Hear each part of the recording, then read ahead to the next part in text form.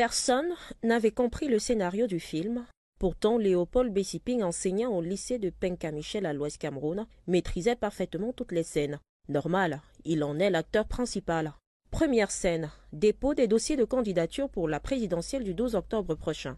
C'est cette interview parodiée devenue virale sur les réseaux sociaux qui va le révéler au grand public. Le Trésor a déjà suffisamment pour 30 millions.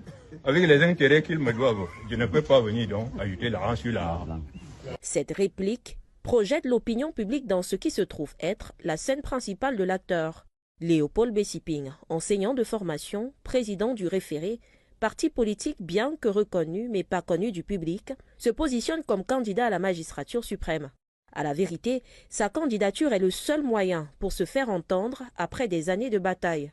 Bessiping veut obtenir son rappel bloqué au trésor public depuis plusieurs années.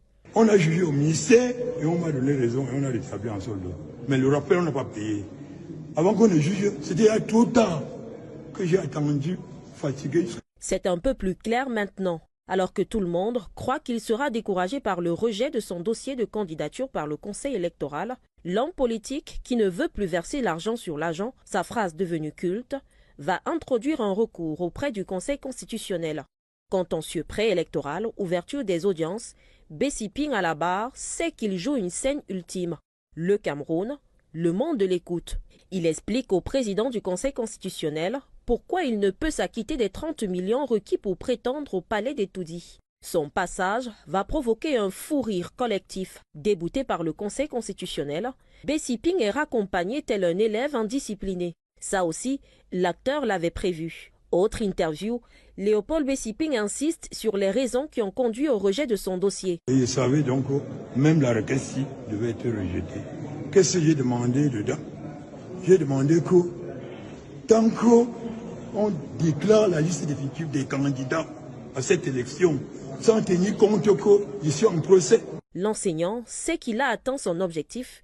Désormais, sous les feux des projecteurs, c'est avec sa tenue de scène, la même des audiences du contentieux préélectoral, qu'il va être filmé, reçu en audience par Joseph Lé, ministre de la fonction publique. Les cases du puzzle reprennent d'elles-mêmes leur place. Il y avait des avancements qui ne passaient pas encore.